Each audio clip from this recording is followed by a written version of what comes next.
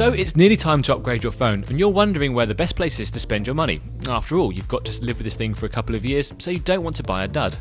Hey YouTube, it's Gareth here, Global Phones Editor for TechRadar, and I'm here to help you decide which handset is for you.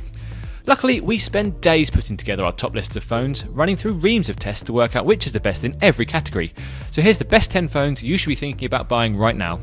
Actually, before we begin, this is a list based out of the UK, so if you're from another country, you might not see all your favourite phones here. Just let us know in the comments below what you want to see added in. We love hearing from you, we love it even more when you like our videos, and my word, do we adore it when you subscribe. I won't lie, I was disappointed when I first saw the iPhone SE. It's the same chassis that was offered 3 years ago, and suddenly we're supposed to believe this is a new iPhone.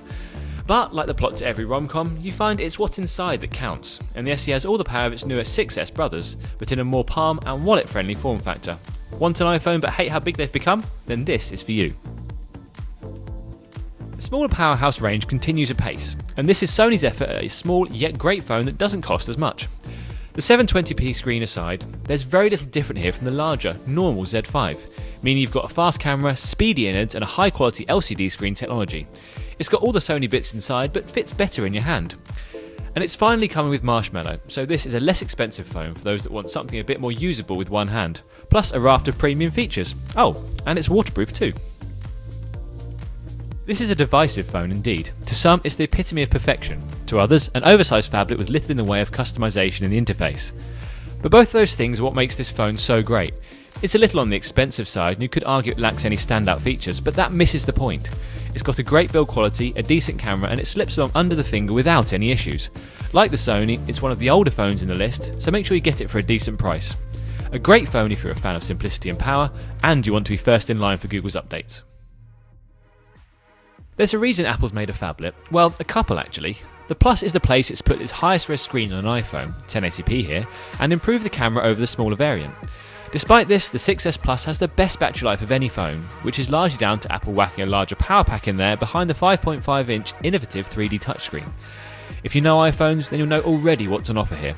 It's got a natural looking camera, speedy internals, a brilliant app library and an easy to use interface, and they all shine through on this phone. The iPhone 6S Plus is the handset for the Apple lover that craves battery and loves a bigger screen. Just be prepared to pay a little more for the experience.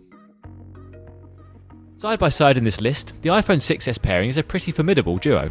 Dropping down the sizes to a 4.7-inch display on the 6S, it's a more palm-friendly handset, although not in the iPhone SE's league of course. You're getting the same features as the Plus, a 3D touch display, powerful camera, lightning quick responses under the finger, but in a more compact design and for less cash too. It's up to you which iPhone fits your lifestyle better, but this is the phone for the more normal user.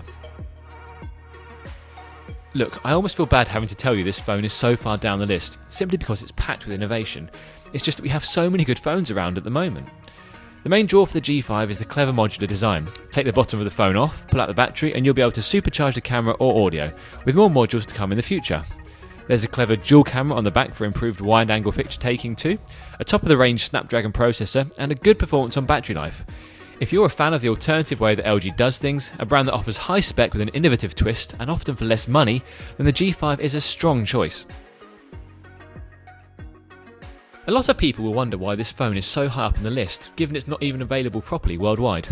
But the Xperia Z5 is a phone that offers power, performance, a waterproof frame, a super speedy camera and impressive Sony smarts. And what's more important, it's doing it at a much lower price than a lot of the phones surrounding it right now. Yes, it's a little older than some of the other handsets on the list, but don't let that distract you. If you're after a strong phone for a really great price, you do well to look at the Xperia Z5. The HTC 10 is sculpted by light, which is a fancy way of saying it's made to look good when placed down on a table. And once again, HTC has managed to make a phone that feels wonderful in the hand, drawing on its strong design heritage.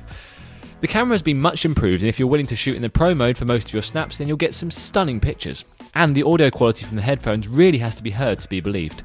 This is a great comeback from HTC, and the perfect phone if you value style and performance along with a great handset to listen to music on. The Galaxy S7 isn't at the top of the charts, but it's still one of the very best phones out there at the moment. It's got the best camera, the fastest reactions under the finger, easily the nicest looking screen available, and it's also got an improved design thanks to 3D thermoforming that curves into the back. In short, while it looks iterative from the S6, the S7 is a brilliant phone and one that we'd heartily recommend, although there is one more thing you should look at. And that's the fact the Galaxy S7 Edge exists. It's the S7 but with so much more style.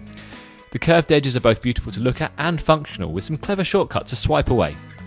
What gets us about this phone though is the design. There's a massive 5.5-inch screen wrapped into the frame of a far smaller phone, so you're getting the size and sharpness of the Super AMOLED QHD display in a more palm-friendly design. Even the TouchWiz UI, something so many people have hated in the past, is much closer to stock Android, so it doesn't lag in the same way, which is a big problem Samsung had, needed to fix, and has. If you can afford it, the Samsung Galaxy S7 Edge is the best phone on the market right now. From camera to performance to sheer browsing speed, there's very little you won't like here. So that's our best phones list, but we want to hear what you think. What's your best phone? What's your favourite phone of the moment? But as always, thank you for liking, thank you very much for subscribing, and please stick around to Tech Radar for all the latest technology news.